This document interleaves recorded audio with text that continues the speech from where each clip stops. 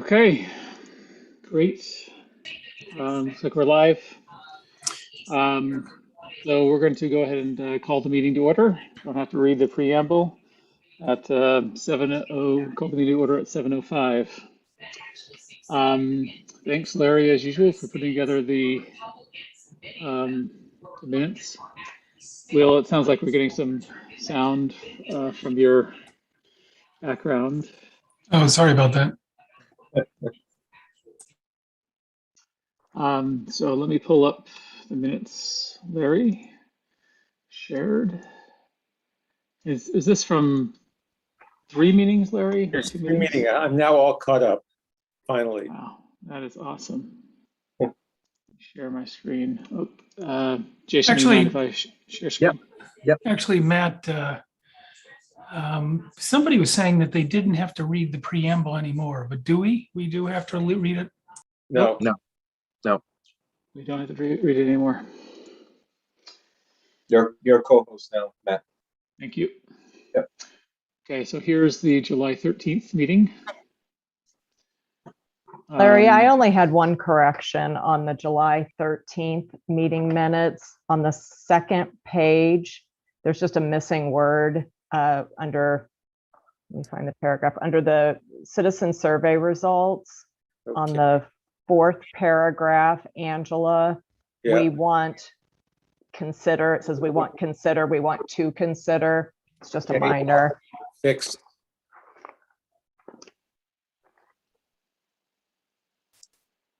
Sounds good. All right. I don't know if have you looked, Larry, at other meeting minutes? I think you are doing like over job of keeping the minutes. Like this is pretty impressive, but the question is, do we Well, need I to mean, keep them this detailed? I have the advantage that they're on YouTube, so I bring up the meeting. It means that I don't have to spend quite as much time on the during the meeting, but I just bring it up and I play it at 25% over speed. Notes. So yeah, Voice to text translation, and there you go. yeah, I am cutting back a little bit, but I agree there was a lot there. But since I was listening to the whole meeting anyway, it was sort of easy. I didn't have to listen to them. I didn't have to participate in the meeting and listen and take notes at the same time. So it was a lot easier. I just feel like you have to go. That means it's another, even if it's 25% over speed, that's another an hour and a half or something like that of I know. time. Yeah, well, the last meeting, which actually the minutes were quite short because it was entirely dedicated to the presentation on the survey, and most of the information is in the slide set, so I didn't actually record any of the actual details of the discussion. So the last meeting, I actually took the minutes while we were meeting, and they were actually quite short. And I am going to try to keep doing that, so they won't be as long in the future as they have been in the past. Okay. Matt, I had one question about some of the action items that are in the minutes. You know, when we went back through, when I was rereading what Larry had sent, it prompted me to remember the discussion we had had about Iron Mountain. And I don't know if we ever heard back from that gentleman who was going to reach out to the attorney and find out whether we could actually have that discussion with them. So it made me wonder whether we have like a separate list of action items that we should be tracking, and It's just funny, making sure we close out. it's funny you said that, because as I was going through the last few sets of minutes, I actually was thinking the same thing. I was pondering simply going back a few months and starting to go through the minutes and actually create an action item list from the minutes, because I think when I was rereading this one before I sent it out, I noticed the fact that Jim had promised to get back to us on Iron Mountain. And I wasn't aware whether he did or he didn't. I said I should record that somewhere, and of course I didn't. But that made me think about the fact that, you know, as I create the minutes, I should also create an action item or add to an action item list, so that at least we can track those things in the future. Yeah, I love the idea. And actually, I don't have that much for the agenda tonight, but I would love to discuss those other things about.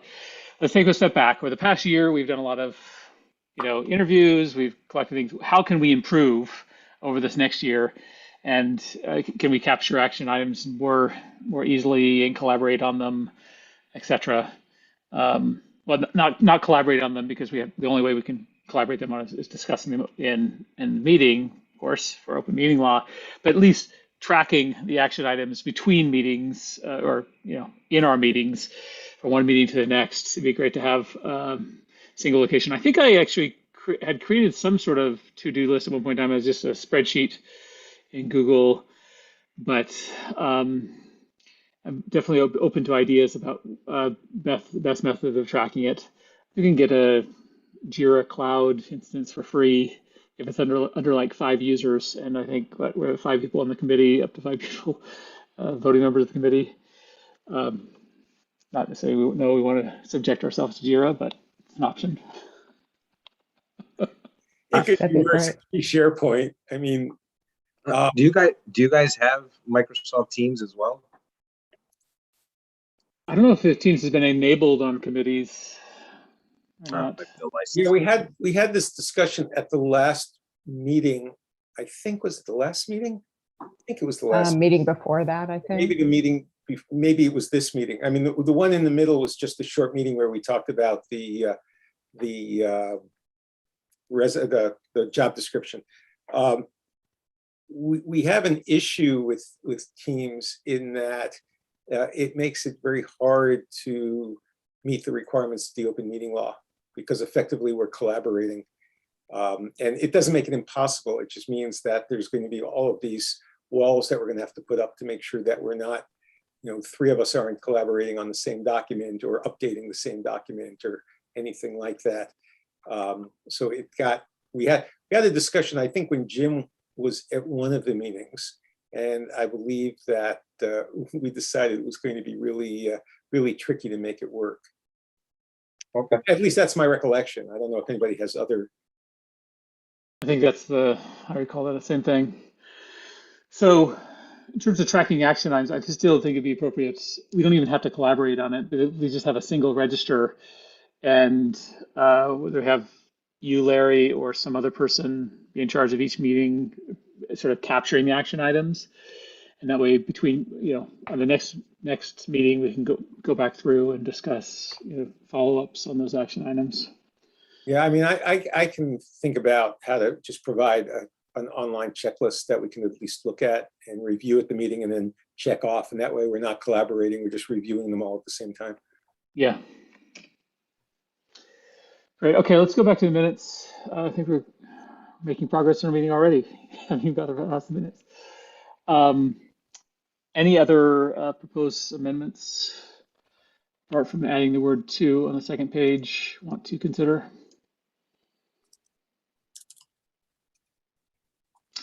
Okay, I move that we approve the minutes from July 13th with the amended adding the word "to" after the second page after "we want." Any Second. seconds? Okay. Let's go around verbal approval. Who seconded that? Angela. Okay. Larry. Aye. Likewise, I will. Aye. And Angela. Aye. Great, thanks. Let's go on to the I next. have to apologize again. Who made the motion and who seconded it? I made the Matt made the motion. motion. Larry I seconded it. Got it. No, I second. Yeah. Bring this up. Let me just bring up the third one as well. Okay. All right. Let me share our screen. Okay. This is purely dedicated to the discussion of the job. Senior IT specialist job description.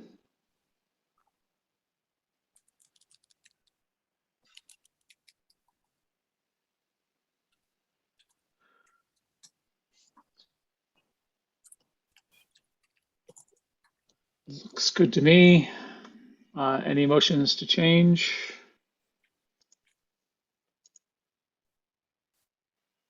Okay, I move that we approve the minutes of July 19th as is.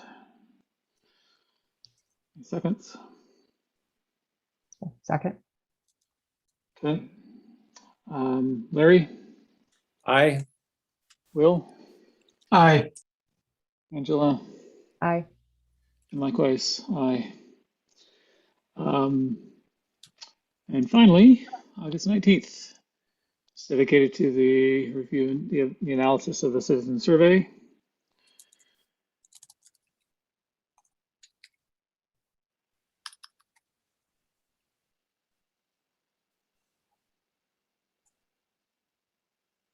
Which all captured here. There is an error. These are not July 9th.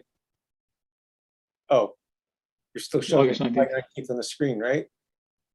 Oh, the top, I'm showing August 19th. This is the way Mac Hero. Anyway, this way Mac preview happens to, the top border shows July, but it's actually a different doc. There we go.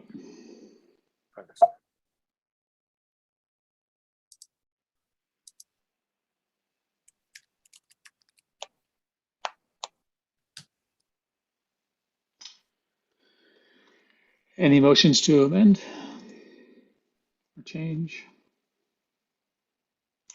Okay, I move that we accept the minutes of the August 19th meeting as is. Any seconds? Second. Second. Okay, Larry, Aye.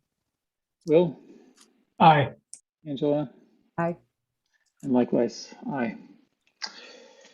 So thanks again, as always, Larry. All right, pull up the agenda. So before we get back into the MTC processes and workflow discussion, now we have Jason with us again. If there's anything, Jason, you want to highlight for us about updates to town IT, status, etc. One thing I do want to say is, Jason, I will be, now that we're settled back in, reaching out to you to schedule some time to dig back into the security review and walk through the NIST CSF framework, continue walking through the NIST CSF framework for the internal review of security controls. But we'll do that outside the scope of the meeting. So Yeah, no, it's been too busy anyway to focus on anything right now. So no, I mean there's a lot of good things that have been happening right now. So Duo has been rolled out, and I'm pretty sure I've talked about that in some of the Board of Selectmen meetings and stuff like that. I've begun the rollout process for that, and a lot of people, a couple of grunts in the beginning about having to authenticate on your phone or whatever it is, but I've gotten past a lot of that. And What is Duo? Duo is a two-factor authentication. Okay. Yeah. multi-factor, it's a push-based, so it just pushes a notification to your phone. You pick the phone, you hit accept. Yeah, So that's accept. really nice. So a lot of that's been going out. I have the townhouse done at this point. Public safety is getting there. So just so I Yeah. understand, the Duo you're using it for, is it basically logging into desktops? Is it also logging into websites? Do you have multi-factor authentication for? So right now it's for the laptops, desktops. So it's RDs, pretty much logging in to the computers.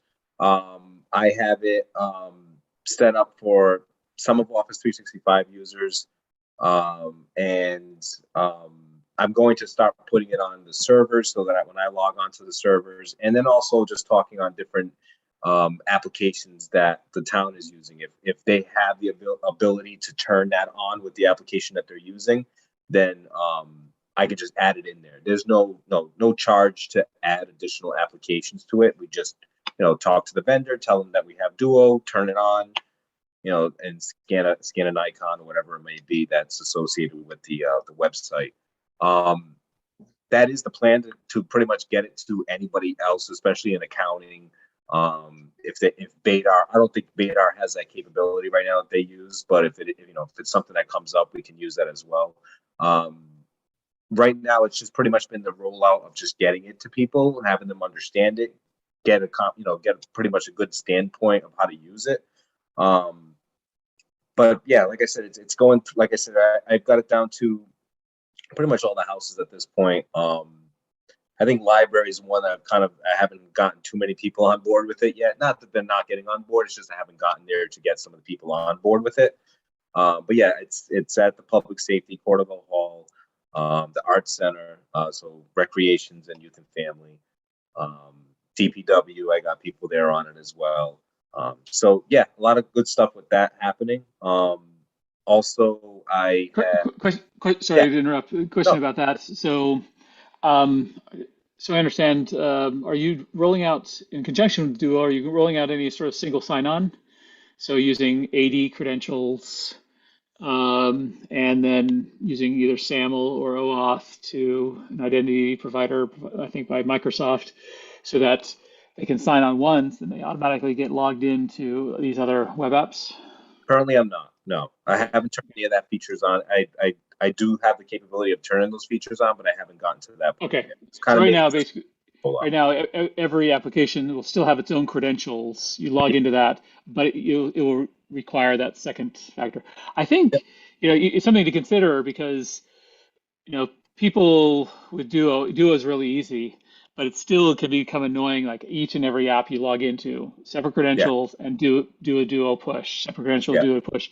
When you get to yeah, sort of single sign-on, literally you authenticate once, and then your session is good for X number of hours, and then you can bounce between applications. You don't have to re-authenticate for across applications. So yeah, it can reduce the Duo fatigue.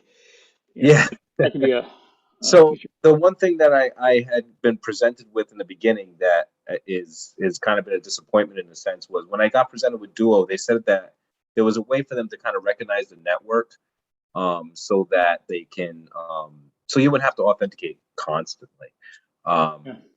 but once I purchased and everything came forward, they were like, "Oh, that's not available right now. We're working on that process." I'm like, "Oh, thanks for the, you kind of gave me the sly wing here when it came to setting it up." So Do they do it based on IP? I'm guessing IP whitelisting, so yes, or IP allow whitelisting. list. So your Yeah, egress IP and your public IP address from the town network, if you're coming yeah, from that, it won't force you to do that. yeah. Now, here's a related question: do the guest networks, guest Wi-Fi networks, use the same egress IP as the employee networks? Same subnet. You're saying? Same egress IP. So for NAT, outbound NAT to the public internet, you translate, of course, a local IP address, Yeah, private IP address to the public IP address. So if I jump on a guest Wi-Fi yeah, and I do a what's my IPv4, yeah, basically what's my public IP address, is yeah. that the same public IP address as an employee public IP address, with the sort of It the is the same. It egress? is the same outside facing IP address currently. That's how it Okay. was currently set up. Yeah, You might consider when you disable that authentication or using IP allow list, you might consider splitting those to separate IP addresses if we have an additional IP address, public IP address to use. That yeah. way, because obviously, that way, it's truly only employee traffic that's coming from that one No, I egress. agree, and that's kind of a plan that I have in place that I'd like to get going. Um, there's a couple things that I'm trying to get. I won't say that happening anytime in the next couple of months or so, but probably in the next few or 6 to 12 months or something like that I have plans for. Um, that I'd like to do that as well. And the equipment that I have currently in place doesn't give me some of that fluff that I can utilize and kind of make those changes. So equipment changes might have to come in place to make some of those changes for me as well. But yeah, no, that's definitely something that I want to get into and definitely separate and segregate entirely. I really don't want guests coming in, just people in the library or people just sitting out in the parking lot, just connecting to our Wi-Fi. And I've seen it numerous times.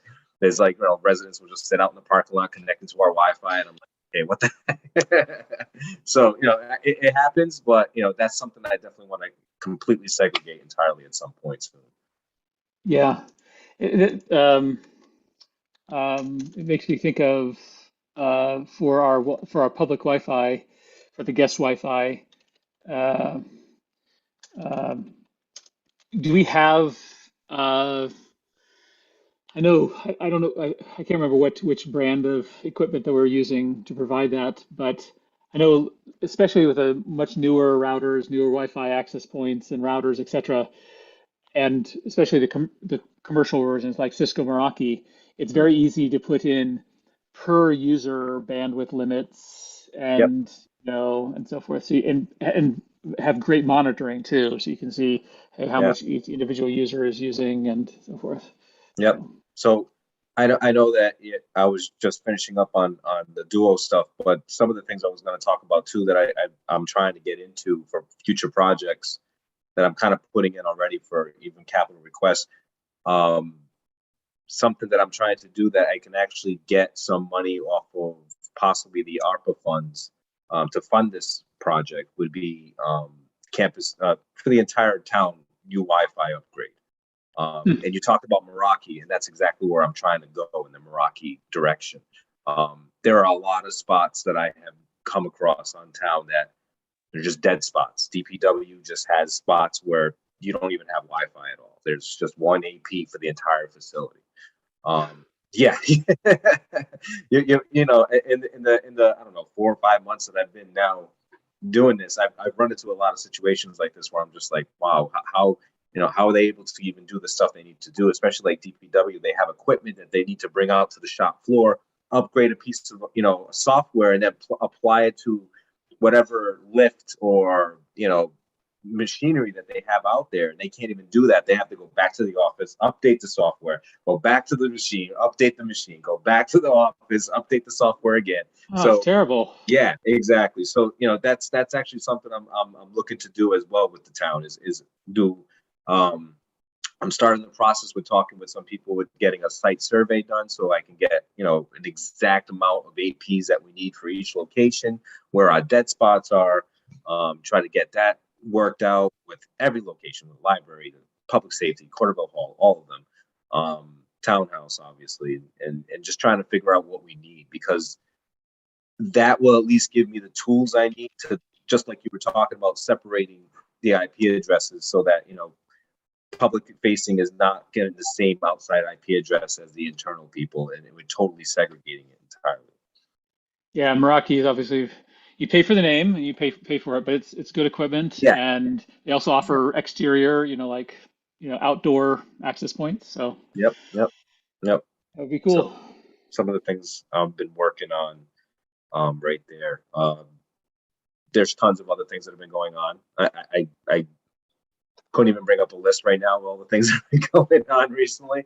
All good things, all positive things, just a lot of updating, maintenance, just getting stuff, the day-to-day work that I've been working on.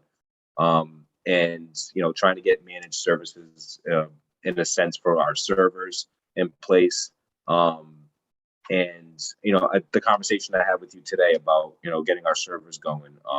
I don't know if anybody else have you talked to anybody else about I it, but haven't. No, it'd be good to share that. Yeah. okay, so we have a plan right now in place to try to so the money, the funds that we had set aside, that you guys were supposed to that you guys pretty much put together, the 40,000 servers. It never made it to the town meeting in a sense of getting voted on and passed along. I found this all out in the last few weeks when I was trying to ask about the money and find out whether or not we can start the process going. Apparently, How it is got that totally, possible? I mean, we it confirmed like totally got 5 times that it was in the capital budget. yeah, it totally got overlooked because of a same line item with the same amount. It was like $40,000 for some piece of equipment for the fire department, and our $40,000 line item came up like at the same time. So they were talking about how it got funded by donations for the fire department stuff, and then they were like, "Yep, we don't need it no more." They scratched it off, and apparently never talked about the $40,000 for the IT project for the servers. Blessing in disguise. We may have a possibility of getting this funded by CARES, because it is equipment, and it is helping and assisting the town for remote access, especially still dealing with COVID and working from home in some sense. So it can give us the capability of utilizing some of those funds, if not most of the funds, to cover a lot of the costs for the equipment. So I was talking to Matt about this today, just to kind of get the ball rolling. I wanted to kind of get the blessing from this team here as well. To kind of, it gives me more of leverage to kind of get better equipment, stuff that I really want to get in place there and set up. So how confirmed? Yeah, I think we're asking the same question, Larry. Like, what's the process to get the CARES funding? How confirmed is that money, and how guaranteed are we to like actually get it? Actually, I was going back one step before that. Can you give me the expansion for CARES? Can we get an what it stands for? Oh, for CARES? Oh, geez. You got me. Federal government cares Yeah. for us. I know what the initials stand for, but I would have to look it up. I know that Okay, that's fine. Never mind that. One of us can Google it, right? We have a computer right now. No, and that's something that I'm talking to the finance team, and accounting team, who's going to talk to the right people in the right channels to get the permission, but also the qualifications for getting the equipment that we need. So I'm going to find, obviously this is all we're trying to, investigate, figure out if we can do the process, get it going, get it done. But I'm obviously, I'm If not. it turned out that the process was extremely cumbersome, or we didn't think we could get the money through there, could it go back to the special town meeting on November 1st if we had to do that? If we had to do that, we could. But again, like I said, the process is kind of going forward right now as far as getting the information that we need to see. You seem pretty confident that you think we can get it. And that's because I was talking to the accounting team and I was talking to the finance department and really understanding what it's going to need and what we need to kind of get the qualifications for it. And I do seem pretty confident about it because of the conversations that I've had with them. That we could probably get this, get this through. And again, it's a time framing thing too. We have to get it in and go, not entirely installed, but at least invoices, payments, and stuff by 10/29 of this of October. Okay. Yeah. Okay. As far as going back to town meeting, the warrant closed today, if I'm not mistaken. Yeah. So we'd have to go through a warrant article, which really means it'd have to be in the spring, correct? Yeah. If we had to seek money for the town. So I think, I like the idea. Let's see what we can do. Worst case is if we have to go back. If it doesn't work out, then we have to go back to the yeah, exactly. But again, it kind of gives us a fresh hand to look at this and really see what we can do. And the moment I have more information, I'll let you guys know. If I have, I'm starting the process with getting more detailed quotes on the equipment I'm trying to purchase and lead times for when this equipment would come in, because apparently COVID has really thrown a loop in chips and delivery times and stuff like that. So I'm getting that. Do you have concerns about the existing servers? I mean, given that it was maintenance money for that hardware, do you feel like we're in any kind of risk scenario because there could be a delay in getting that money? We're not in a high risk scenario right now. The only risk I have, and I wouldn't even say it's a risk, it's just I really can't grow. Like I can't expand on one of my hosts. I can't expand too much on storage, and on the other hosts, I can't expand on memory. So I'm kind of in that very, that space right now where I really can't make any tweaks or add stuff or grow in a sense. But we're not in a sense where like the equipment's going to fail tomorrow. Knock on some wood. Everybody knock on some wood right now. But yeah, we're in a stable place right now. Well, that's great news. I think it's wonderful news that we can pull CARES money for that. How's the not broadband, the fiber line? What's the state of the fiber line? It is currently extended to the transportation and public works, or is it not there yet? So that has been the other part of my battles recently, has been with the company who's doing the fiber. They gave me an update about 2 months ago that they were gonna, they finally got the permitting for it to do the job, and that they needed to cross Route 9. And I only have a set amount of money set aside, through I think it was some type of grant money. Again, this is pre my time that they had gotten some grant money for this work.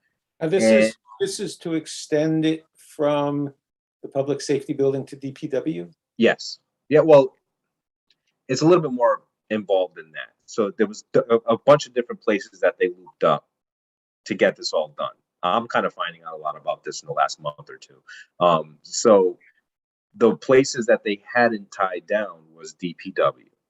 And apparently what this company was telling me in the beginning was that they needed to cross Route 9 to get to DPW. That's why we need a special permit, and that's why we've been waiting so long. So exactly. So they're talking about the special permit. They got the special permit. Jay, we got the special permit, but this is what we're going to need to get it done. They need to get it done on a Sunday. They need over $36,000 for state troopers, for different utility equipment that they have to put on the street to close down part of the road, and it's only going to be an hour of work. And I'm like, 35. Where am I going to, where's this money budgeted from, right? Because I'm just kind of learning about this on my end. So I started to dig in deeper. I was like, okay, where are you guys right now? Well, okay, they showed me a map. They're at the art center. Again, I just stopped right there. I said, okay, wait a minute. You're at the art center? Yeah. Well, you crossed Route 9. Well, yeah. Well, then how did you cross Route 9 and pass DPW? Yeah. So that's kind of where I come back at them. I'm like, oh, well, guys, you need to figure something out, because you already passed by it. It's funny. I asked that question 6 months ago when this first came up, when Tom first said we need a special permit to cross Route 9. And I said, but aren't we already at the Arts Center? And he said, yeah. And I said, that's across Route 9. And he said, well, it's a different route or something like that. I never got a clear answer on that. And I don't know how many pair we've pulled to the Arts Center, but at this point, why don't we just go from the Arts Center to DPW and not cross Route 9? Exactly. So I said, listen, guys, I'm sorry. I don't know, what the situation is here or what we're trying to do, but we're already across Route 9. So you need to figure out a way of getting whatever strands you have in those areas back to the DPW, because I'm telling you right now, from where you are, you can get to DPW in many directions. So figure it out. And I'm sorry, I'm not going to come up with this $35,000 you guys want for state troopers and this and that and this. I'm like, it's not happening. It's further. I don't have the funds for it. I don't have the money to give you $35,000 for one day on a Sunday to do an hour of crossing Route 9. So it's just not happening. So that has been kind of the where I've been in the last 2 weeks with them, talking on the phone, just, all the way up to the owner of the company saying, hey, this is what's going on. And I don't even think he was aware that it was happening at the time. So it was definitely confusing. And in the last week, a matter of fact, I got a voicemail I think it was this afternoon from, because I emailed again the owner and this person that I've been talking to and said, hey, where are we? I need an update. Is there something that, I need to know where we are.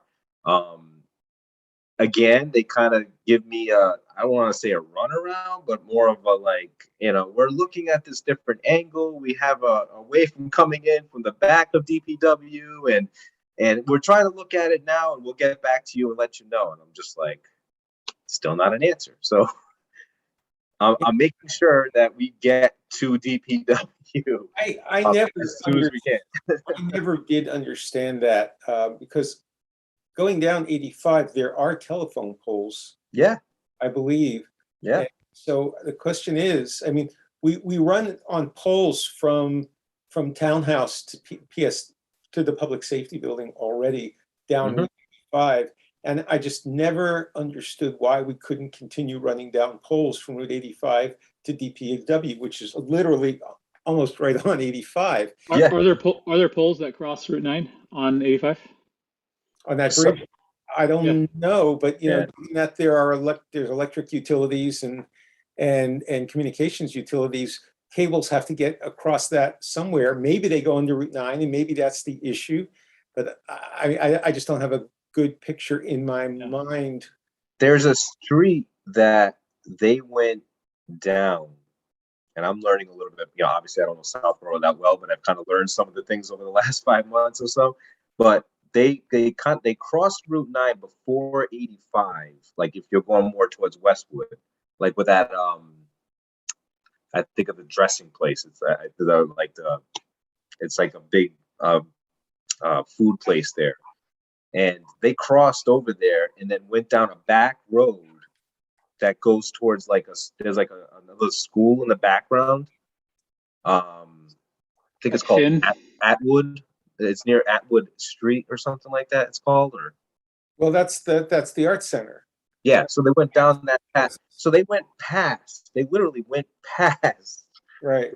DPW because that's the Would it back be- end of the Would it DPW. be, would it be possible, and not something that's an emergency, obviously, but would it be possible to get a relatively detailed topology map of the town fiber? You know, I know we had like a 96 pair backbone. I think that's the number I remember between Yep. PSB and the townhouse.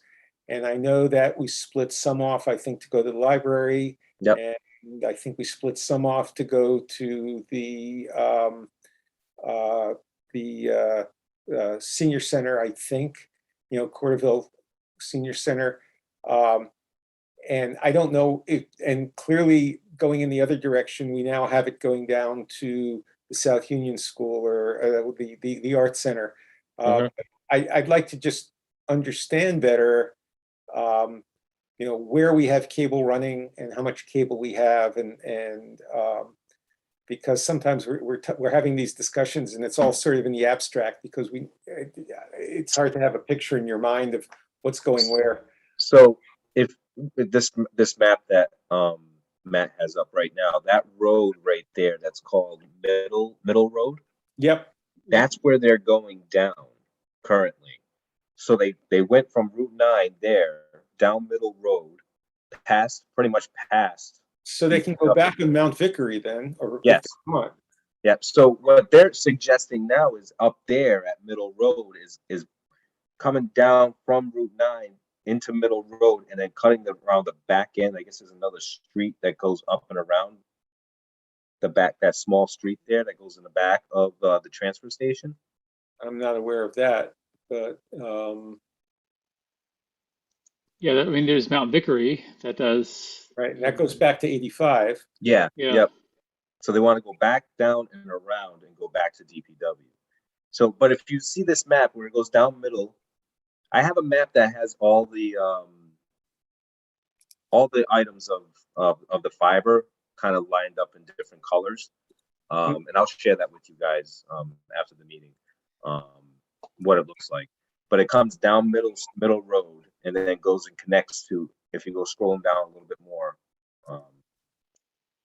you should see Atwood, I think it's called. Yeah, connects to then Middle Road Yeah. down to Parkerville. Yeah, it goes down. Parkerville down Finn, Yeah. in front of Finn. So speaking of which, by the way, sort of tangential to our discussion tonight, I will be hopefully working with the school committee to get a new person from the school committee designated to be MTC member. But we have in the past discussed synergies between town and the schools because in terms of internet access, because so it sounds like we already have a town fiber going right down Parkerville Road in front of Finn, and of course up at we have all the way up here we have fiber that goes Do we have any going to Woodward from the public safety building? They're right next door. they're right next door, but no, it goes right in front of Woodward. But We are going to the senior center right across the street. Yeah, Yep, corner we are of going that, to- yeah. So anyway, I think there's synergies to be had there since we're going by several schools. Um, and so it sounds like it goes out Parkerville and then goes over either on Southville or more likely on Highland Street up to the rec. It actually goes down Atwood. So see where Atwood is? It goes down Atwood is how they have it on the map. And then it connects to and goes down to Highland. Oh, okay. So it goes over, so Parkerville, so it looks like it's Middle Road to Parkerville Road Yeah. to Richards Road in front of Finn, and then Yeah. down Atwood Road. Yep. Down to the rec center. Yep. So clearly adding Woodward is easy, adding Finn at this point is easy. We have it right in front of both buildings. Yeah. And at the same time, let's see, so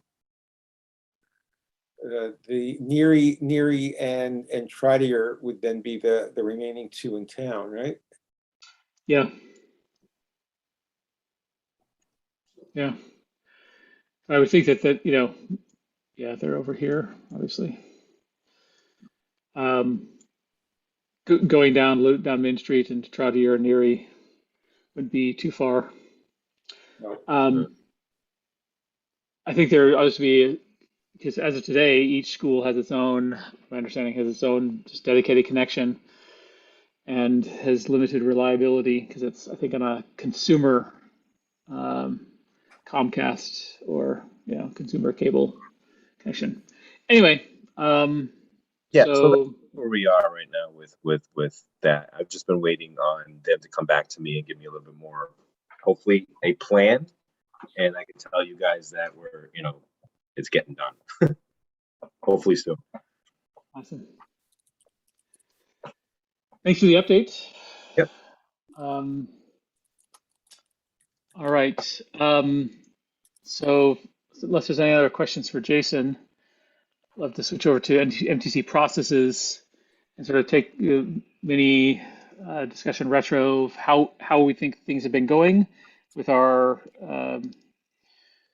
processes, our interviews of different departments.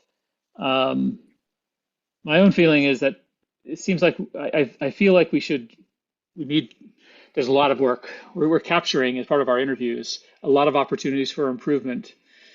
But given capacity, given our, I think we need to somehow figure out how to recruit additional volunteer consultants to act as sort of extensions to the MTC to help act on, drive, and assist different departments. I'm thinking like the senior center and their Chromebook lending program, or teaching seniors how to use Chromebooks and computers, and there's a variety of, I think, volunteer activities that we could make use of. But would love to get everybody else's thoughts on. I think I feel the same way, Matt. I mean, it feels like we have this huge pile of work that is there, and just, making forward progress on it is very difficult because there's just finite capacity. So also prioritizing, I think, and just being very clear, pick the top two things and just focus on those until we get them done, and then go to the next two and then the next two. I mean, I do think we can make progress on them, but it feels like there's a lot, and we just need to kind of aggressively prioritize what's most urgent. How do we track? What's the best way of tracking those items? Would it be the same thing as this action item list? And then, I mean, I'm a visual person, like to see if you have and then what would be the metrics we use to prioritize the different options? Sorry, Larry, go ahead. I was just going to ask a question. I think that the last half dozen meetings or so have been very helpful in that we executed on our plan to bring in people from each department and discuss their needs, and I think we learned a lot from them. But I was really surprised and in a sense felt a little blindsided not that it has any direct impact on me, but I read an article in the newspaper about the fact that the town is considering a regional dispatch center for police and fire. And it basically says that, Achilles noted that Westboro, Marlboro, and Grafton has expressed, excuse me, that's not the sentence I want to, regardless of whether Southborough participates or not, Achilles said the town is facing upgrades of technology at its communication center that will come with a hefty price tag. And, we've interviewed Chief Achilles and Chief Paulus just in the last 6 months. We've asked them about technology. We've questioned it. And my recollection is this particular topic never really came up. Yeah. And I mean, I, as a citizen, don't understand why we just opened a brand new public safety building and we need this huge upgrade in communications technology. And, maybe that's justified. Maybe it's not really justified, or maybe something was done wrong. I don't know. That's an issue for me as a citizen, but for me as an MTC member, how did we have no idea that there was this big communications technology issue at the public safety building that has the town now looking at regionalizing because they don't want to, because they believe it would be cheaper.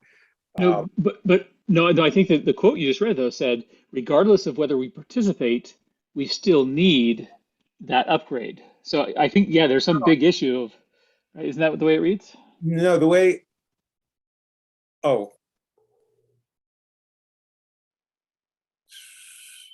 I'm not sure that was the intention of what it said, reading the rest of the article. What I got from the article was, if we regionalize, then we can save a bunch of money. If we don't regionalize, then we're going to have to spend a bunch of money on upgrading our own infrastructure. Now, I could be reading it wrong, but that's sort of what I took away from this. So, I mean, clearly we can get some more information one way or the other. I was just, Yeah. I mean, I saw this in Yeah, I know, in news, and you'd hope that like Chief Achilles would. I mean, we have a good, great relationship with him. yeah, and That we would hear from him. how did we miss that? Yeah. I mean, Well, maybe for this next month, I can approach Chief Achilles and we can have him back on the committee. but Jason, that yes. being said, I am pleased at the fact that we have had all of these department heads in and have spoken to them and gotten an understanding. And I think that it's put us in a position to help a number of those departments, like the Council on Aging, the people down in South Union, the Recreation Department. No, the other one, Youth and Family Services. Yep. So I think that's all good stuff. But you're right, there are a lot of things there are a lot of needs that need to be met one way or the other. Jason, do you have any insight on that article that Larry's referring to about significant communication structure upgrade needs? Yeah, I mean, I never heard anything on that. I mean, they have I wasn't there when they built all this stuff that's in there, but there's a lot of equipment that's in there that looks fairly new. So yeah, well, that was certainly my thinking. Right. I mean, but I don't know. I've never heard that topic get brought up. And I mean, and I talk to Chief Achilles a lot too. He's never really brought it up to me. We've talked about other items for like radio towers and trying to get signal for like, if we ever had an emergency in town where we lost like cable or something.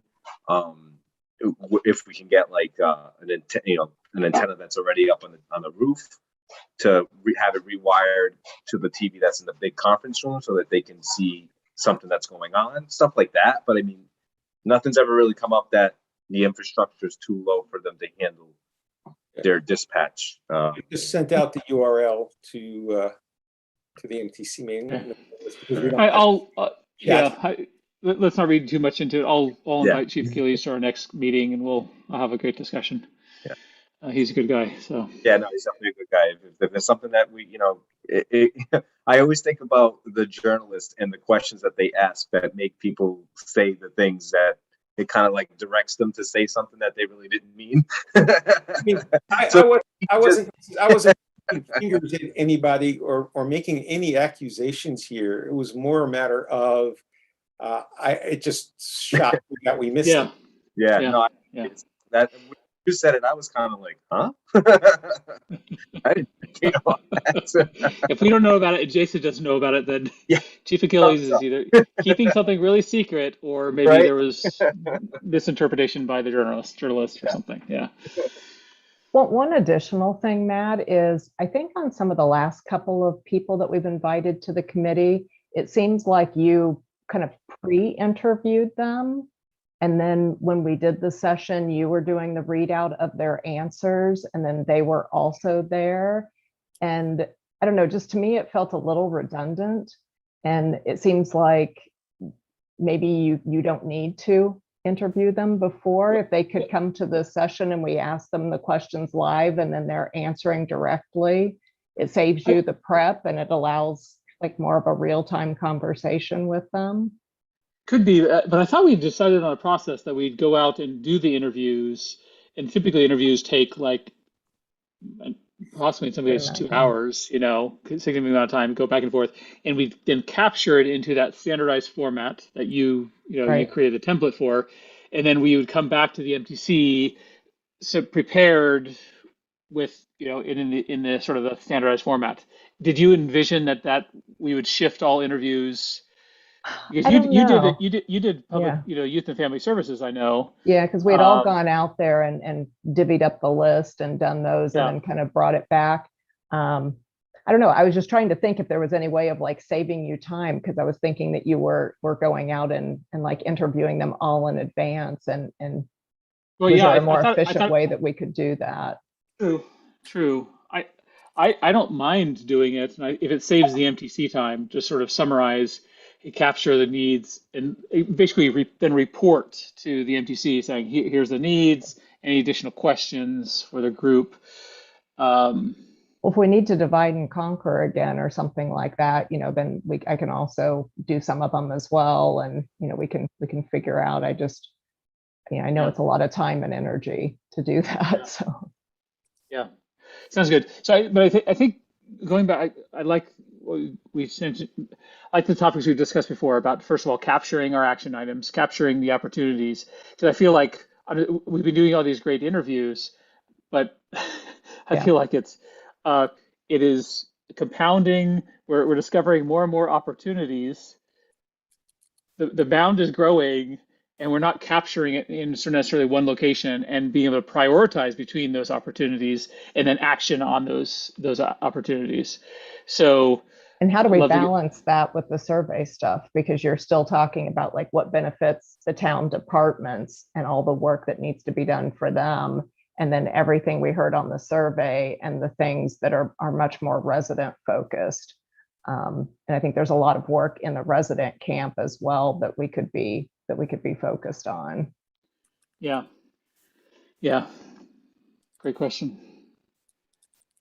I have to imagine that we should be able to partially divide and conquer as long as we can capture all this and prioritize if we had some Yeah. additional assistance. And so the question is, I mean, I truly believe if we can very clearly and concisely create not a job description, a volunteer description, like here's the specific work, and create ideally sort of an archetype for a volunteer that would help us across initiatives or could help us across initiatives, um, whether it be somebody with project management skills or follow Need to up hire a or project some manager. IT, yeah, or get a volunteer project manager, etc., to assist us.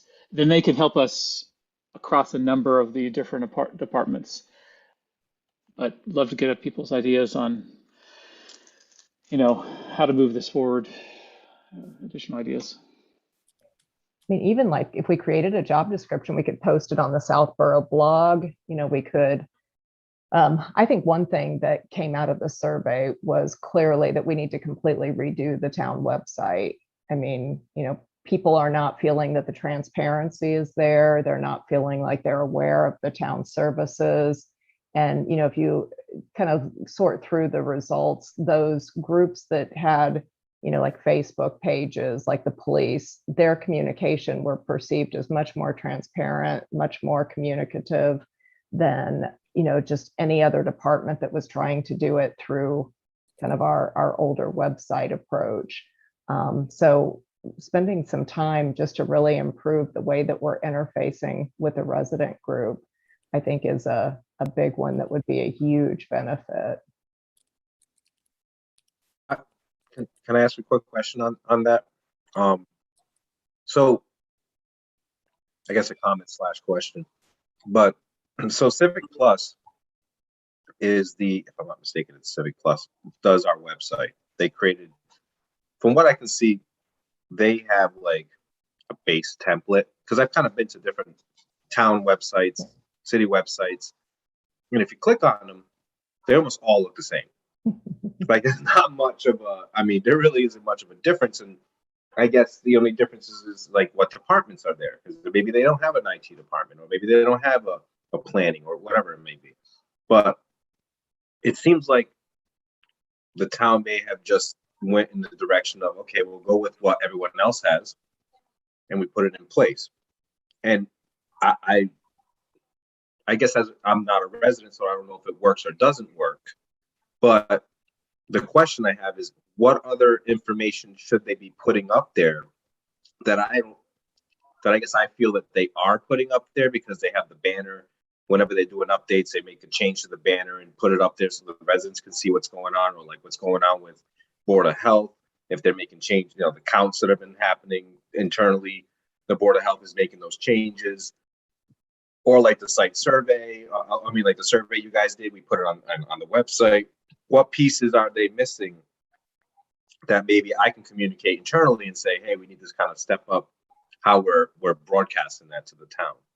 I think it's a combination of factors. I think it's one, people just don't go to the town website on a recurring basis like they do to Facebook and other places. Yep. It's not really a news feed based approach. So if you look at like what the police are doing with Facebook, they can send out an alert, you know, hey, there's a high-speed chase happening on Route 9 right now. That's very instantaneous. It's very like in the minute. The Southborough blog has a similar concept where they're pushing an email notification with a summary of all the like recent articles. I think people are more used to collaborating in those types of fashion. And so if like Youth and Family Services could do a push in the news feed that said, hey, you know, youth basketball just opened. That's the piece that doesn't feel very dynamic with the town website. It feels very static versus a more active site like we see with some of the other social media platforms.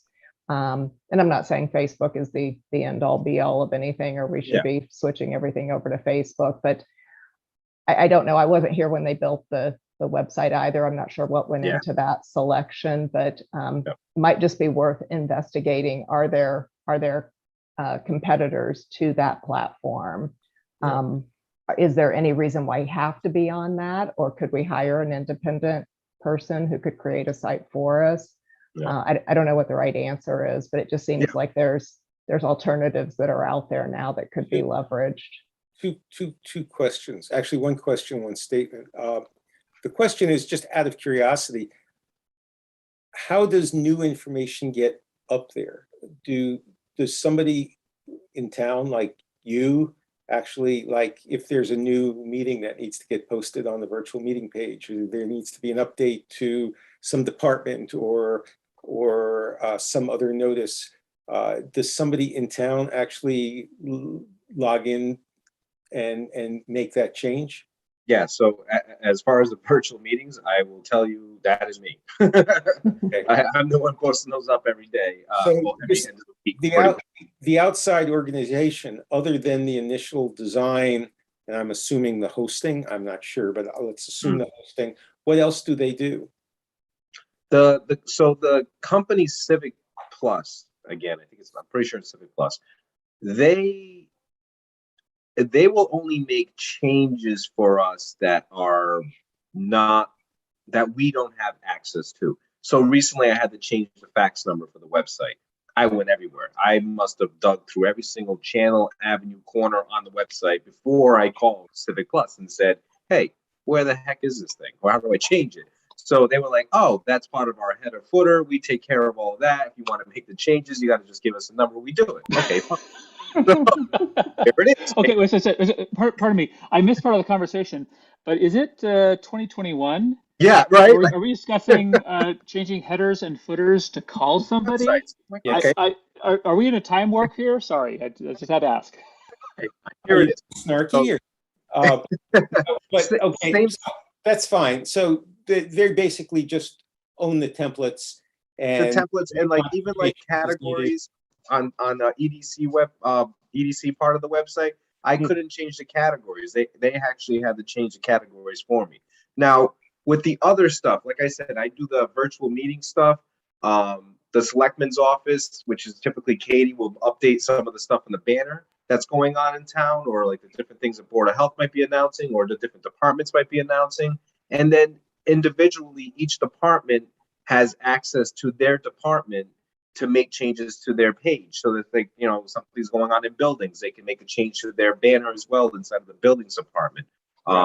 And yeah, it's scattered in the sense of each individual department has their ability to make their changes and kind of just, you know, do what they need to do on the site. And I mainly will do just the, you know, the virtual meetings part that I do currently. so Everything else goes okay. to Civic Plus. So that was the question. That was really the minor point. The more important point, following on from what Angela was saying, we need to sort of understand what the goal is. You know, the problem is people don't go to websites for the sake of going to websites. They go to websites because there's something there that they want. They don't go to Facebook just because they want to type facebook.com. They go to Facebook because they have friends there, or they read news there, or whatever. You know, for some random company, you don't go to, let's pick a company. You don't go to Cisco's website just to read their website in the morning because it's something you like to do. You go there because you're looking for some networking equipment or networking software, or you're trying to learn something about some aspect of networking that you know they're involved in. Otherwise, you would never go there. And it's really the same thing for Matt's laughing because he goes there for fun, but Oh nobody yeah, else does. I get my No, morning but- news via Cisco.com. Of course I do. you know, that's I the hang way out there it every is. day. I built and maintain a website for our condo community up in New Hampshire. And I'm continually looking for things that I can put up on it that I can then send out and say, oh, by the way, this, and this are currently up on the website. Because unless you give people a reason to go, they're not going to. You know, there's nothing interesting there unless you put something interesting there and tell them that it's there. And I think we have the same problem with the town. You're not, no matter how interesting or pretty or better organized the town's website is, you're not going to have people waking up every morning and going to, you know, www.southboroughtown.com or whatever it's called, and let me read the front page, unless we did something really startling and put, you know, important news on the front page every morning, and it was updated every morning so that they could go see something new. So Well, it's interesting that the blog site actually originated, and I think it originated as a dual piece to the website that allowed for citizen discussion, because the town website also doesn't allow for any discussion of issues. If you look at the blog, there is quite an active discussion that happens around different issues. Now, the flip side of opening that up for the town is somebody has to read that. it's right. Somebody has to be aware of that. Somebody has to be open to the active engagement. But, you know, it was very clear on the survey that there was some level of distrust or view of lack of transparency, and people wanted to be more involved in decisions. So I think it's one thing to post an agenda and kind of say, hey, you know, we're giving residents the ability to go read that agenda and show up at the meeting. That's not how people interact and collaborate anymore. People don't always need to go in person to a meeting to give their opinions. They want to do more of that virtually now. And we haven't really, Mhm. changed as a town to allow that hybrid approach to collaboration. But we should be preparing for that because that's what it will evolve to over time. Well, we're kind of on the precipice of that right now, where we are. I mean, on Zoom. Zoom, So yeah. the fact that people are able to see the meeting currently, if they are joining or if they're watching in the background, it's happening in the sense we're kind of going in that direction. I mean, I'm kind of at a point where I'm having a hard time not seeing Zoom involved or some type of platform in a sense going forward, even past whatever happens in April of next year. You're telling me that everybody's just going to be like, okay, I don't want to see them no more. I find that hard to believe. I think it's going to be a big push, not just in the town of Southborough, but across the nation, right? People are just going to be like, I want to see now. You've got me used to watching these things. Now I want to see. So at some point, that we're going to have to incorporate equipment, and that's kind of what Sam is hopefully looking to do currently, is incorporate equipment with the capability of Zoom, so we can just go right to the Zoom platform and have these broadcasts. And to what you were saying about the transparency that people might not think is there, I like Larry said, people are not going to Southborough's website to look at this. They're not just typing it in every day, but the stuff is there. You know what I'm saying? Like, and maybe it's not on Facebook or Twitter or being pushed out on a platform that normal daily people are looking at every day, but it's there. I think the transparency is there. I mean, they're putting everything on the agendas. They're posting it up to the website. They're letting people know what's going on in the meetings. Maybe people are not finding it right, and that's maybe what we got to find out, why they're not finding it right and where we can go to I get had to to. click 10 links to find Yeah. remote meetings. I mean, like I do it every time we have one of these sessions. It takes me like 5 or 6 clicks to get to remotemeetings.com to be able to get onto this Zoom. And I do it monthly. So I'm trying to think like, if this is a resident who's attending kind of a random committee meeting and not, some of our folks that go to all of them, how easy is it for them to really And do they even go to the website? I mean, that's one of the questions. The website I was just discussing a few minutes ago, there's a huge amount of information on it, and everybody in the community knows the website exists. Yet the number of times that we also have a Facebook group, and the number of times somebody says on the Facebook group, where are the rules and regulations about Mumble? And my response is, why don't you just go look on the website? I mean, it's there, and people will ask anyway. So I suspect that even the places where we are transparent, and I suspect that the perceived lack of transparency, some of it is real and some of it is perceived. But That's right. fact is that if people don't know that the information they want is on the website, and especially if it's hard to find on the website, then they're not going to use the website as a resource. And it's much easier just to say, this town doesn't share any information. So, maybe what we need to think about is, or maybe we can derive some of it from the survey, is what kinds of things do people believe that we're not transparent about in categories, and figure out how to make those classes of information more accessible, and then find ways to advertise it. And maybe it's a website, maybe it's some kind of blog, maybe it's I'm old-fashioned, but maybe it's an RSS feed. I mean, I don't know. I get most of my stuff on our. I think we should go my back to RSS readers, so. NNTP, NNTP back. Let me get my beeper out and you can. The point is that we need to consider the modes of communications that work best for the kinds of things that we want to communicate. And the website isn't the end all and be all of doing that. Yeah, I don't know that spending more money on the website is going to make it any different if we don't at least understand where they want to get the news from. So if we're sitting here dropping 40, 50, 60K on a website and then nobody ever goes to it anyway. Where do they really want You that? don't just need a prettier website. It's Right. gotta, Yeah, I mean, answer the specific don't use know- cases that people We want. don't know where they want to go for the information, and it's not even clear we know what information They they want. want. So Yeah, I think exactly. we're blindsided. Well, the next step again. after the survey, one of our action items was to create kind of a consolidated version of the readout that they did and take that to the Board of Selectmen and publish it. So if we Yeah. do that, then we could publish on the Southborough blog and ask people, like we could define a couple of core questions and see if we get any responses to those. Yeah, we like that. Good. Sorry. Yeah, I'm guessing that, I mean, yeah, people are going to these existing platforms like Facebook, etc., to get their news. Some might argue why you're getting news from Facebook, but that people are doing that, and they're I was also waiting getting for that.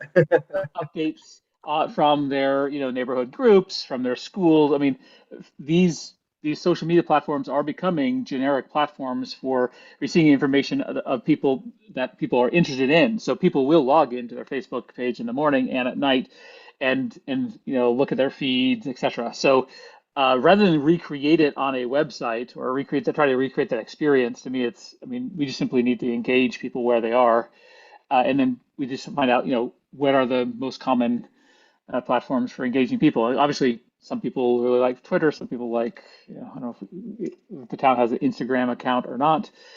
I've heard that Facebook is now old school. Young people consider Facebook, all young people use Facebook or have gray hairs. No dare. You want a town TikTok account? Exactly. We want a town TikTok account, and we want to see the Board of Selectmen dance. Listen, I have drawn TikTok, so do not make me open up a TikTok account for the town. That's fine. So yeah, but yeah, basically engage users where they want. So I mean, maybe it'd be good to have. I thought we had some poll about where people, which That platforms. was on the survey, yeah. And it was like, Yeah. if you looked at the Facebook groups, it was actually like daily. And then as you got to some of the more static sites, it became more like monthly people would check. So there's definitely a lot more activity around the more dynamic social platforms. And then as you start to get to the static websites, it's much less frequently that they're engaging on those. Yeah. Was the citizen survey yet presented to the selectmen? No, that was my follow-up. Action item to do is approach. I was going to do that, and I did not do that. I fell through. So I will take that as an action item and do it this time. So we could target to try to get on their October agenda or something. And it'd be good if Mary Ann and Brian You're could there as well. Yeah, do the presents. readout. Yeah. Yeah. Yep. I'll engage them and as well as the selectmen and get on their agenda.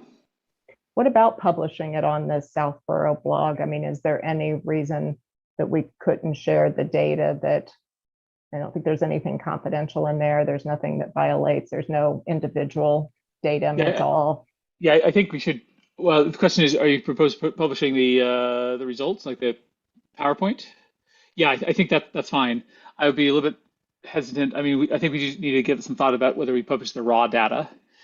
I think I would not publish the raw data, but the summary. But it's probably best practice to do the Board of Selectmen first and make sure they get a advanced view of it, and then publish it more broadly after. Okay. Yeah. Is there any value, given how much information we got from this questionnaire?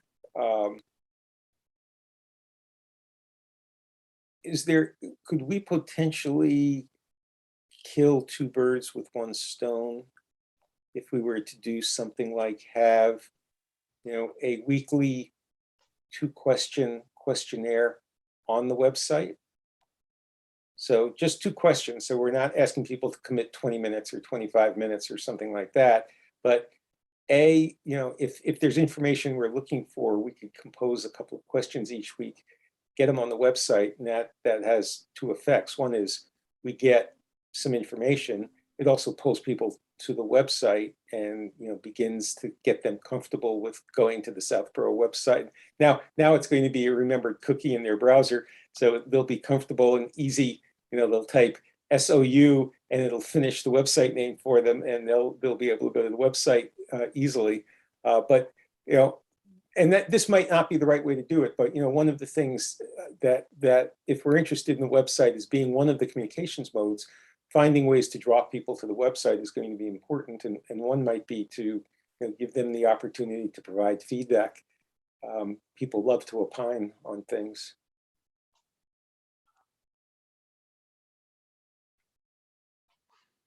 Yeah, I mean, we shouldn't leave opportunities on the table. And I like the idea of adding something to our website.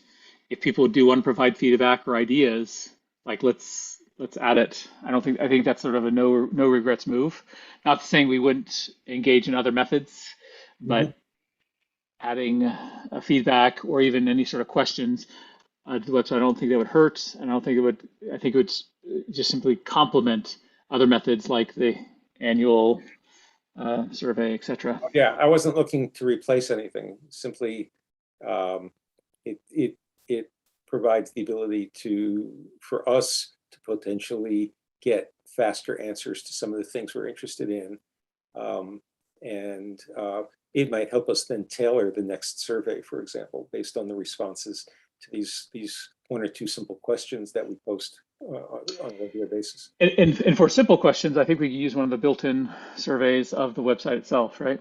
We don't have to create a survey monkey. I mean, it would be literally, what I'm thinking, and I'm making this up as I'm going along, but just two questions that were multiple choice. So no open-ended free form. Maybe there's a box at the bottom saying anything else you want to tell us, but that's about it. Yeah. Does the current website support survey capabilities? I don't remember seeing that. No, Will created a mini survey, right, on the current website.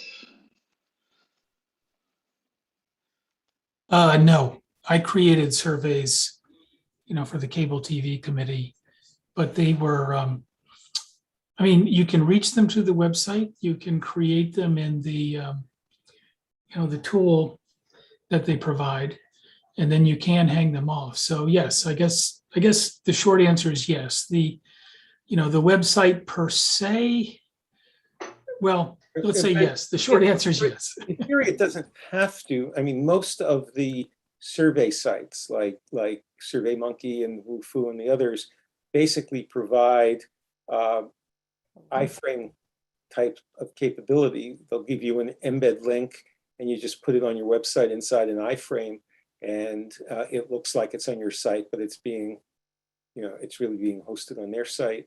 So you get the best of both worlds that way. You can have all of the power of SurveyMonkey or Wufoo or any of them without having to actually implement anything on your website. That could work well. And I definitely think strategically the direction was to go to shorter but more frequent types of survey instruments versus kind of a big long bang, on infrequent basis. Yeah, and I've done that many times in various contexts. Short surveys that I've just posted on an iframe on a website that made it really easy. Okay, so speaking of which, let's see here. Looks like Ryan has his hand up. Ryan has a comment, yeah. So can you guys hear me? we can, yeah. Okay. Hi. Sorry, I had to call in on the phone for this one because I'm using my office computer. So Matt, just to remind you, when we did the survey, I know I worked with you on submitting some questions for the library. I think you also mentioned, since there were some specific departments that submitted questions, that you were going to circle back with some of the data that was more specific to those departments too. So, I mean, I'm happy to watch what you guys are going to do on the Board of Selectmen, but I don't know if I know I would be curious about what you guys saw with the library data. I'm sure like recreation, youth and family, those other departments would be curious about what came out of the survey there too. So that just not to kind of give you guys more work, but that is something I know. Yeah. That's an excellent reminder, and I completely agree. I think that's, again, we have to kind of create an action item list because that's one of the original points of the survey is that we were going to do that. So thank you, Ryan, for that reminder. Because it was supposed It's to be a my collaborative polite thing. reminder, just because I know you guys have had the data for a while, and I was trying not to be kind of like overeager. But I know there was some specific data points I wanted feedback from the members of the public on. So I'd be very curious to see some of those results if you're willing to share. Yeah, absolutely. In fact, so I mean, so what I probably will do, and this is sort of hypothesis here, love to get feedback. But in our last MTC meeting, we spent an hour and a half, almost 2 hours on the survey, getting the results, walking through each section. And that was recorded on YouTube. And there was a section, of course, on the library and a section on public works, etc. What I might do is just go through, divide it up, grab the link to YouTube that begins the section on the library and email it to you. Grab the section on the public works section, email it to them. Grab the section on rec, email it to them. And then say, hey, here's the information. If you want to watch the whole thing, you're welcome to. If you would like if you want to glean some more information, I'd be very happy to set up time with the volunteers we have to potentially answer additional questions that weren't answered in that. But what are your thoughts on that? That sounds great. And I have to say I've been negligent attending my MTC meetings as my ex officio, so I apologize. I should have watched that one. No problem. I'm sure you don't have. I know you don't have anything better to do than join us. Come on, Ryan, you left me out. And our meetings are just so exciting. What else would you want to do? Yeah, thanks for that. Thanks for that reminder. So yeah, that's another action item. So speaking of which, circling back to action item list, I would love to capture these action items, including who can take the. I'll take the action item on approaching the board of selectmen, getting that meeting set up as well as chunkifying, dividing up the video for the of our last meeting and sending it out to the department heads. If any volunteers for this idea of embedding a simple survey into our website, that's really easy, I'll step into that. I've already done it. It'll just be the link on the probably on the left side of the website there. But yeah, if you can forward me any questions you'd like on it, I can pull that together. Well, I mean, maybe what we should do is use the citizen survey as the catalyst, and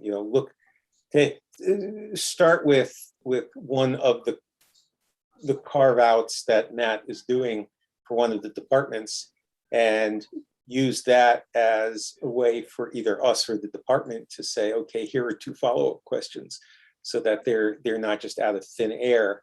But I'm sure there are responses on the citizen survey that would evoke a follow-up question or 2 if you had the opportunity to do it.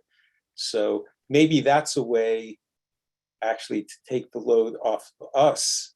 And when Matt carves this up and sends to DPW, here's the discussion of the DPW results.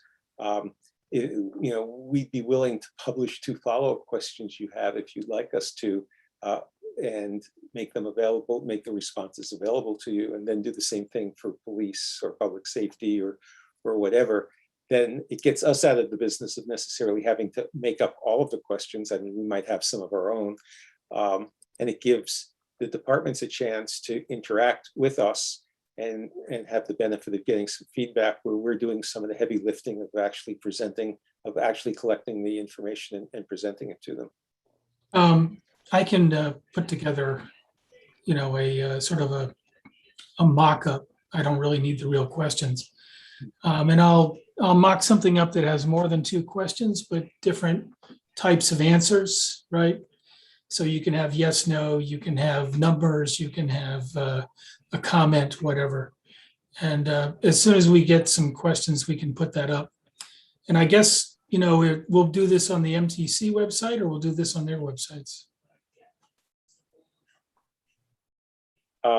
Oh, you mean on the town website?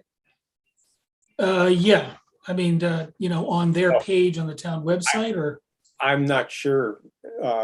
it can be either one. There's no problem with that. We're not going to get any responses if it's buried on the MTC page. Yeah, that's Okay, problem. Got to be on the It has top to be page. somewhere up top. If it's buried on any department that it takes more than one click to get to. And, maybe what we need, I mean, it could be as simple as putting it anywhere we want, but having a link, with an announcement on the homepage that says, we have 2 questions about DPW, click here. And that way it can be anywhere that makes sense, like on the MTC site, because it's easier for us to control the MTC site, but it's 1 click from the homepage to get there, and you don't have to go searching for it. That would seem to me to be the ideal. Yeah. So is the first step basically then to collect the questions and prioritize the questions? Yeah, so I think follow-up questions. Right? The first step would be to do what you were talking about, and that is, carve up the YouTube video of the discussion, send it out to each of the department heads with the note that, we're interested in instituting short surveys online with follow-up questions. If you want to give us, 1 to 3 follow-up questions that you have based on what you heard in this YouTube video, send them to me, and we'll try to get answers for you. Make it proactive, and now we're providing a service to the departments also, which I think is good for us to be doing. You guys are aware that there is it's called e-alerts or something on the website. So if people sign up for different alerts, and if they've actually signed up for there's little boxes they can click on. If they signed up for MTC, they would get alerts if you made changes to the site. Also so if you did something where you wanted the selectman's office to post something on the main page, then they would get an alert that something has been updated for you to look at. They get an email. It's called sign up for e-alerts. Do we know how many people are actually signed up for that? There's quite a few, actually. I was looking at the list recently for one of the Board of Selectmen members, Chelsea, and it was a pretty massive list. So a lot of people have signed up for it. It just depends on what they've clicked on to what they've signed up for. So if you on the website and you see on the bottom left-hand corner, right from the home page, you'll see a spot there that says, it'll say where it says Citizens Action Center, there's a part there that says sign up for e-alerts. And if you click on that, inside of there is where people can put in their email address, confirm it, and then select on the alerts that they want to be alerted on. And MTC is actually in there. So if people actually clicked on MTC, then they would get alerts. If you made changes to the website, they would get an email alert. Can we get a listing? Can you, because the Civic Plus give us a way of exporting just to know what people have? That's a good question. I don't know. And I think that this is actually connected to a different type of platform embedded inside of Civic Plus. If I look it up tomorrow, I'll find out the name of it. I just can't remember the name of the website that's embedded in here to do that. But yeah, I can dig in and see what. So it's this sign up for e-alerts. I click on this and it says gone. You You must have remove all references to this resource. You must have a Mac. That's what's going on here. I do have a Mac. Because I just did it on mine and it worked perfectly fine. It actually clicks on. Yeah, mine works too. Yeah, right. It goes right to. It says sign up for e-alerts, and it gives you the email address and where to go from there. That's weird. Huh. Hey, Jason, that company that does the website for us, do they Yeah. give us any kind of analytics on general usage and page hits? And I mean, maybe that's one place to start is just to see what data we have on the usage of the site. Yeah, I don't know if they do. I'm sure that they have something in the background, like most website developers do. So I can take a peek. I can shoot them an email to the support company and see if they can provide me some of that information. I also have a contact there that I was talking to in the beginning when I first started, just because people were like going on there and sending emails, pretending to be someone else, and then with links inside of it and stuff like that. So yeah, it's pretty scary stuff. So I had to talk to them about it because it looks like it was coming from Civic Plus for us to take an action on that item. That was click here because something's going on with Civic Plus, or you posted something to our webpage that was pretty much we didn't have a patent on or something like that. So they would, it was. So I had to reach out to them and be like, hey, what's going on here? So I have a contact. I'll reach out to them tomorrow and see what they say. Yeah, that'd be interesting just to see what they're already tracking and what they have and what they could give us. Okay. Yeah.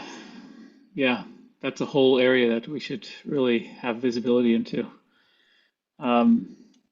Tracking users, where they come from, what their click-through patterns are, how long they spend on each page, which pages are most popular. I'd love to see some of that information. MTC is definitely top 5.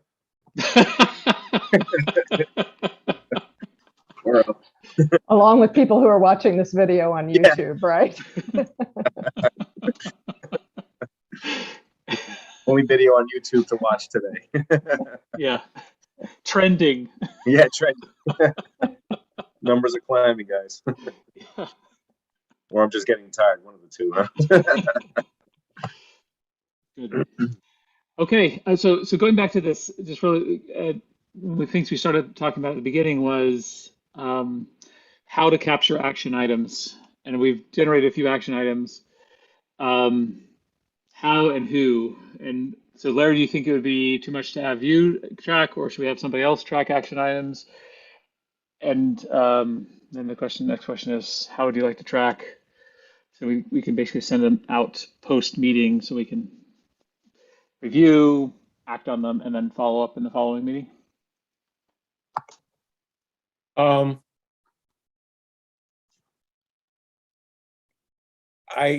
I'm certainly happy to, at least start the process by going back and, let's say the last 6 months worth of meetings or something, and begin to collect the list and organize it and possibly find that, present a way to make it available so that we can all review it and we can check things off or assign them as appropriate. And then if somebody wants to then own it, that's great. If nobody wants to own it, then I might end up just continuing to own it. But I'm happy to try to kick it off if you'd like. I don't think we have to over-engineer it. Just, like date, issue, owner, what they're going to do. And a simple Excel file. And a checkbox to say it's done. That's the important part. Yeah. Yeah, no, I certainly wasn't going to over-engineer it. I don't have the time to over-engineer it. I'm too busy over-engineering other things.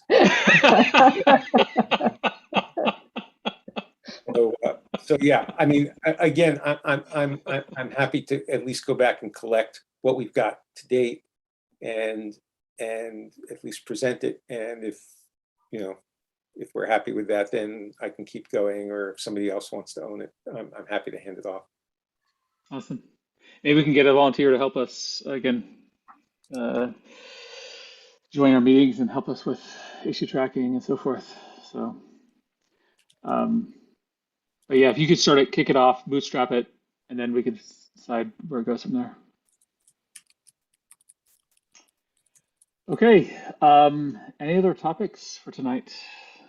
On the strategy document itself, I mean, I went back through after the survey results, and there's just quite a bit of rewriting that's required. I thought maybe it would just be a few things that would need changed, but we actually need to completely rewrite section 5 because we are talking about doing the survey, which we now have already done and have the results of. So that section needs to be completely redone. I'd also, Jason, like to go through section 6 with you, which was the snapshot of current technology systems in Southborough. I mean, now that you've had, a number of months to really dive into the technology of the town, I'd love to get your kind of revised view of where we stand as a town on kind of our current technology needs, and make sure that that section is updated. And then I think it would be worth taking a look at the KPIs that we outlined. We have like a lot. We have like 20 or 30 different KPIs, and we never got to the point of saying how we measured them. So maybe there's an opportunity there to kind of just take another look now and review and simplify a little bit. And then the final thing that needs to be done is incorporating all the data from the survey. So kind of some of these learnings and maybe suggested projects and stuff like that. We don't have an area in the survey that actually talks about, what are the results of the survey and what does that kind of directionally point us towards in terms of projects that we would need to do. So I can shoot to have a revision for next month's meeting if we can target later in October to do it, and then circulate it before the meeting so that everybody has an opportunity to review it before we come back together. Does that sound feasible? And then we could go back to Board of Selectmen and recirculate if we needed to. That sounds good. That sounds awesome. Okay. All right. So on a related note, should we pull up calendars for October meeting?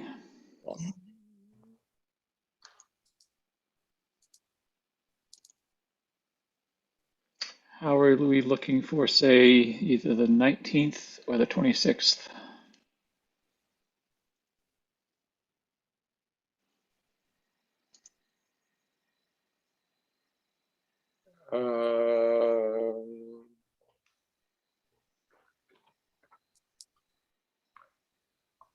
I can do either.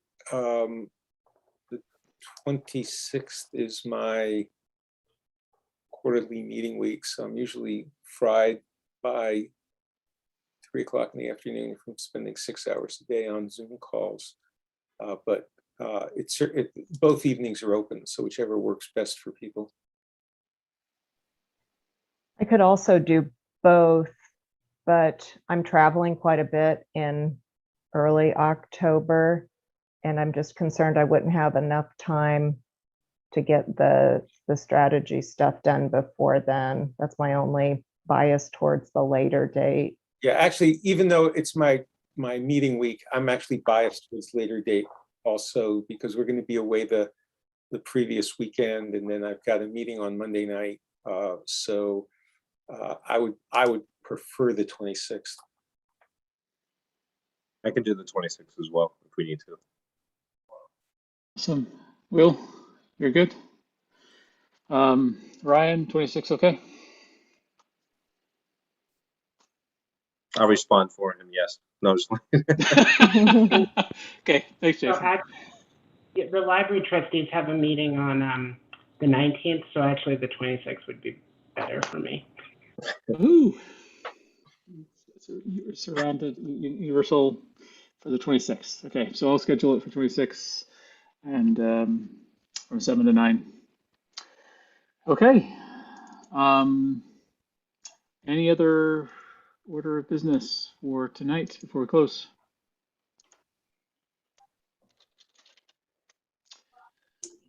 Okay. If not, I move that we adjourn. Any seconds? Second. I'll give it to Will. When Okay. do you step up? Larry, do Okay. you need to know who seconded that? No, it was you. Okay, Angela. Aye. Larry, I Will, Aye. and likewise, aye. Thank you, everyone. Great discussion, Okay. and looking forward to chatting about a month from now, the 26th. Have a good night.